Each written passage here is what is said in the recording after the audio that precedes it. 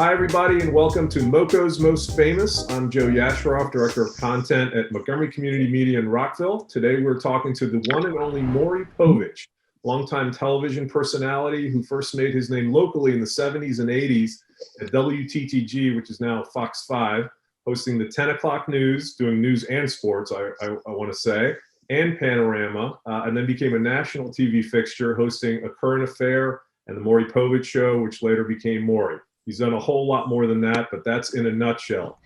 This is very exciting for me. Maury Povich, welcome to the show. How are you doing? Joe, nice to be with you. I'm doing fine, and I'm very anxious because we're coming up on this big dedication at Shirley Povich Field, which, by the way, is, I mean, I just wish my father were alive to see it. It's his kind of field. It really is. It's a great tribute to him, and I want to thank Bruce Adams and all of the people who contributed to it. It is, and of course, you're talking about your father, Shirley Povich, legendary columnist for the Washington Post, wrote for 75 years. Every time I see that or say that, it's just absurd that anyone would do anything for 75 years. Right. Yeah.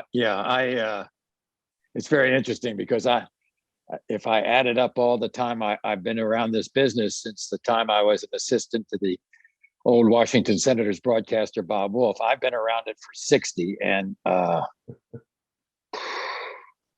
thought of 15 more years is just daunting.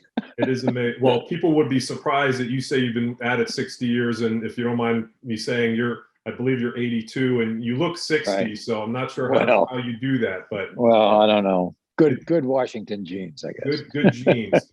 So I want to talk about the event, Saturday, November 6th, as you mentioned, at the Povich Field, where the Big Train baseball is played.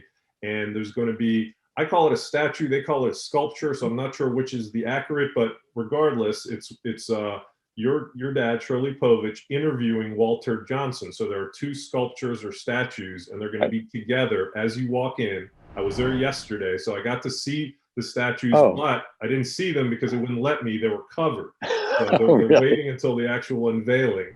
But that's got to be just very exciting. I know that there are a lot of things named after Shirley Povich, but this one has to be pretty exciting. Yeah. It's like it'll be there in perpetuity, which is awfully nice. So, but it's a fascinating project. It was the vision of Bruce Adams, who's running the field and the Bethesda Big Train baseball team, and he called me up about it, and he says, I have somebody who's interested. And I said, who is that? He said, well, you know the sculptures around Camden Yard of all the great Oriole baseball players? And I said, sure. I said, you mean Palmer and Ripken and Brooks and all those guys? He says, yeah. I said, well, he wants to do this sculpture. And he wants to do this sculpture because of my father's background and my father's, I guess, notoriety when it comes to his decades-long fight to integrate baseball, his decades-long fight to integrate the Washington Redskins. And his name is Toby Mendez.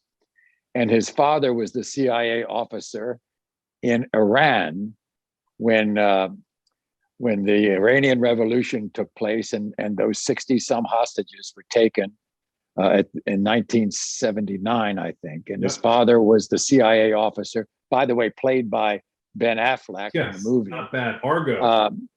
Argo. And so Toby's the sculptor. He's the one who did all the sculptures at Camden Yards and in other places.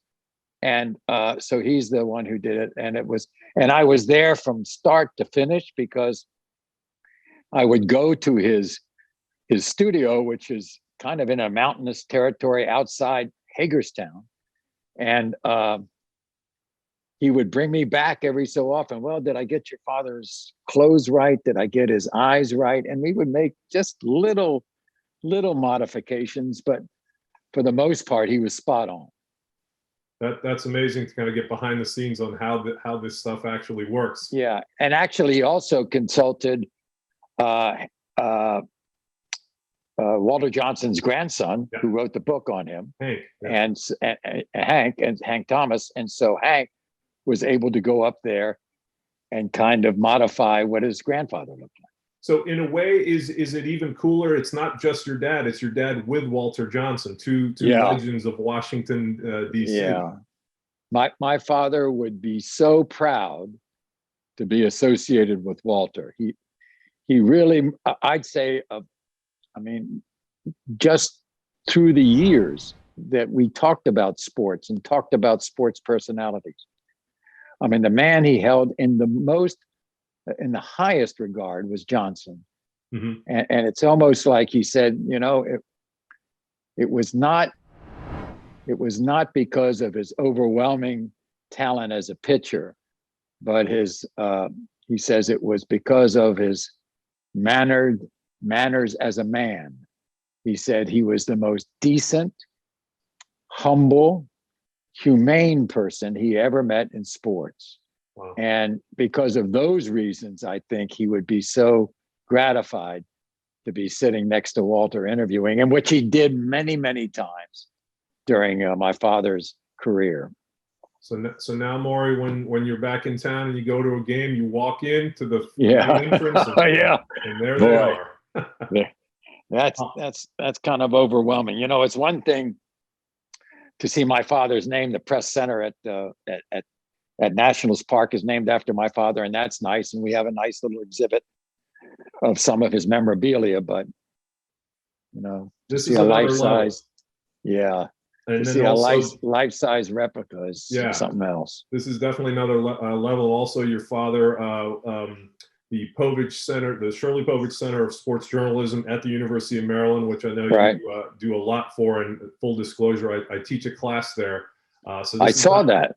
Yeah. I saw that in the latest weekly update from the Povich Center that you're teaching us a class. I made it, huh? Oh, that's cool. That's cool. Well, I'm an adjunct professor there, and it's my alma mater. My daughter went there, and it's a great place, and it's a really the Center for Journalism. You must be proud of that too. Part of the Maryland of journalism. We are, and Dad would have loved that because first George Solomon did a great job in founding the center and being the first director, and then Mark Hyman is there now, and he's doing a terrific job. And we have the Shirley Povich Symposium, by the way, on virtual this year. So if anybody, and it's all about free agency then and now. They have Curt Flood's son, Curt Flood Jr. is going to be there. Scott Boras. I mean, to get Scott Boras to be on any kind of panel. Super agent. Joe Torre is going to be there. Tim McCarver is going to be there, who was a Curt Flood teammate.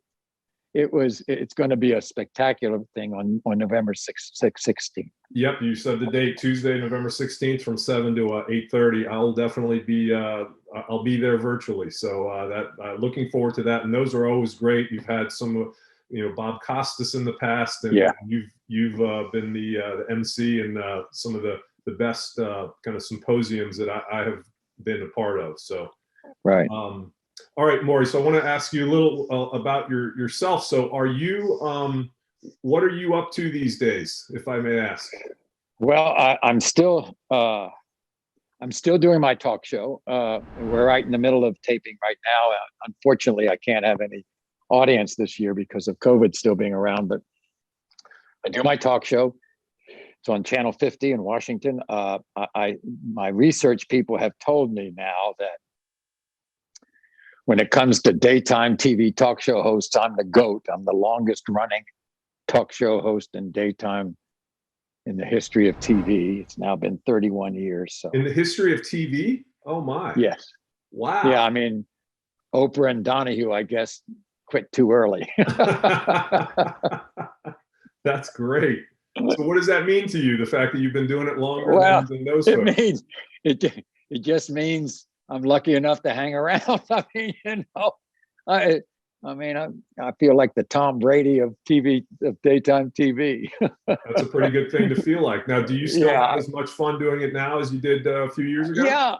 Yeah, I did. I do. It's very interesting. I mean, I get a lot of criticism from media critics about the subject matter that we deal with, whether they be paternity tests or lie detector tests or things like that. And I always say, look, I think I'm doing a social service because everyone knows that if you can get two parents into a child's life, they have a much better chance at being successful in life than with a single parent. And if I can get guys who are denying that they're the father of kids in these kids' lives when I prove that they're the father, I mean, I think it's good. And I also think it's good when they're not the father, because, you know, they're getting involved with a child that, you know, they think is their biological child, and he's not.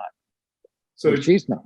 So you obviously know about that stuff. You listen to it. Does it ever bother you? Do you use it constructively? You know, everybody wants to be Oh, yeah. universally I mean, loved. absolutely. I mean, when I have a woman coming on to accuse a guy of being the father and he's not the guy, and she comes on again and there's another person, not the father, 3, not the father, 4 people, not the father, you know, we have to have a nice talk about what her social activities are.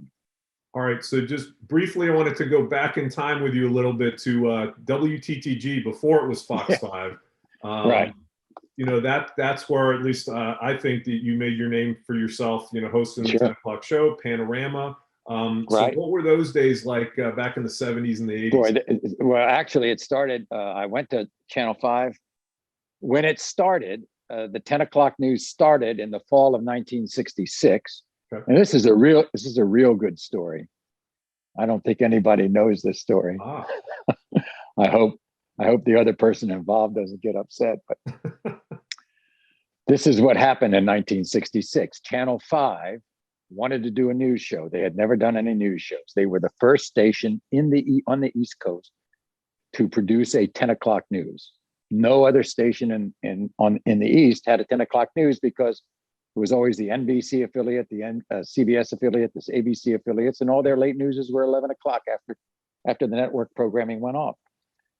Channel 5 then, before Fox, was an independent station. It was owned by John Kluge. It was part of the Metro Media Broadcasting Company. And so he brought this young guy in from California named Bob Bennett as the general manager, and he started the 10 o'clock news. So he hired a man named Alan Smith, who was then the anchor of news in Baltimore at Channel 13. He came to be the news anchor, and they needed a sports anchor. And Bob's first idea to have a sports anchor was this unbelievably popular radio sports guy in Washington on WTOP named Warner Wolf. And so Bob wanted to hire Warner. And Warner came in, and this is how Bob tells it. He looked at Warner and said, Warner doesn't seem to be tall enough. Warner doesn't seem to be tall enough to do the sports. You know, I mean, that's the way people thought back then. Meanwhile, Bob said also later on, how bad was I? Warner went on to be a network sports anchor, first locally in New York, who was an unbelievable anchor, sports anchor at WABC, and then Roone Arledge hired him on the network to do baseball. I mean, how wrong was Bob Bennett when it came to Warner Wolf? So I was next on the list, and that's how I got my job. Wow. And I mean, I don't know if Warner knew that or not. I don't know, but Warner went on to New York very quickly after that. In the late 60s, he became a huge sports anchor in New York. Yeah. And I was always jealous because Warner got to New York before I ever got there. So I started there in the fall of 66. And then Bob had this other great idea. Nobody's doing news. Nobody's doing a Today Show type format around noon. Let's do a noon to 2. First, it was for the first year, it was noon to 3 daytime talk show. Yeah. And we had 3 hosts. John Willis came from Los Angeles, and a woman named Pat Collins came from Boston. And he looked around the newsroom to find out I got somebody from LA, I got somebody from Boston. I got to have somebody local for a local news show. And I was the only one in the news department who was from Washington. How about that? So I was doing sports and the 10 o'clock news, and started this show with the other 2 called Panorama, and the rest is kind of history. That's great. So the fact that you're local and the fact that you were taller than Warner is the reason why you're sitting here today as you go. That's it. that's what's happened. So that was 66. So that's what, 34. That's 55 years ago. That's a great story. I've never heard that. That's a great story. A couple of things. So you grew up in DC, but also Montgomery County. I think you lived in Silver Sure. Spring, Wheaton, Rockville, Yes. and you went to Landon High School. So what are your memories of kind of Montgomery County? This is called MoCo's Most Famous. So what are your memories? Well, I mean, Montgomery County was, because I went to school at Landon, which is in Bethesda. I mean, it was a big part of my life. And not only that, after I got married, the first time around, we lived first in Silver Spring, and then in Wheaton, and then in Rockville. So that's like 15 years after I got married the first time. And so Montgomery County was, first of all, when I grew up in Silver Spring, I went to elementary school at Woodside Elementary in Silver Spring. And isn't that where Dave Chappelle went? Is that right? Is that where? Well, I might be wrong on that, but he did go to elementary school in Silver Spring. I might have the school. Yeah. The only other person I know who grew up in Silver Spring and went to the same, and first of all, my wife went to Blair High School. I mean, Connie Chung. Connie Chung went to Blair High School. Lewis Black, our dear comedian friend, grew up in Silver Spring, went to Blair High School. No, I don't think he went to Blair. He went somewhere else. No, he did go to Blair, and his mom is still alive. She's 103. Oh, yes. Because he was on this podcast, and yes, he did go to Blair. Connie and Lewis and I are dear friends, and we see each other very often, and we're very part of his big foundation for cystic fibrosis, mm-hmm. which he hosts every year. So look, Connie went to school with Carl Bernstein. Connie went to school with Goldie Hawn. I mean, it was Celebrity City back then. What is it about Montgomery County? What is it in the water? What is it about Montgomery County?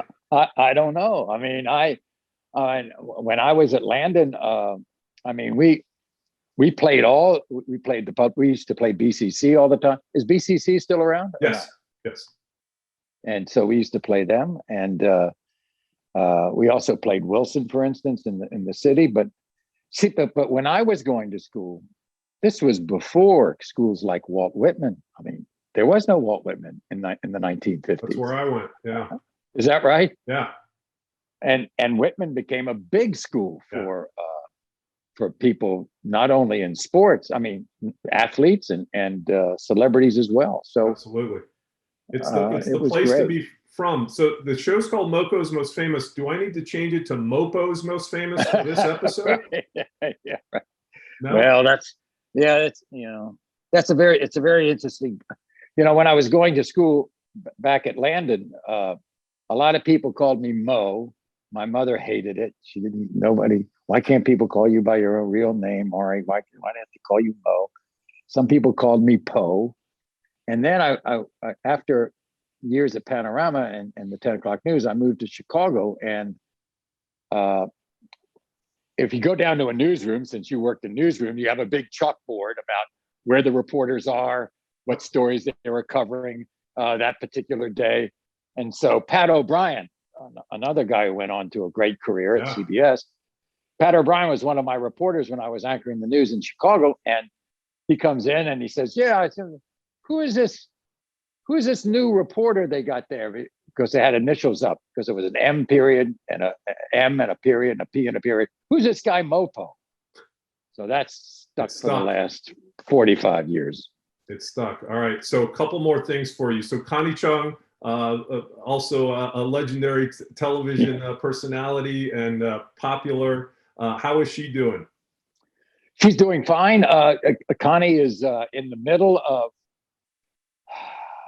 a years-long effort to write her memoirs, and she won't tell me. I haven't seen a sentence. Really? So I tease her all the time. I ask her whether she's gotten her family out of China yet.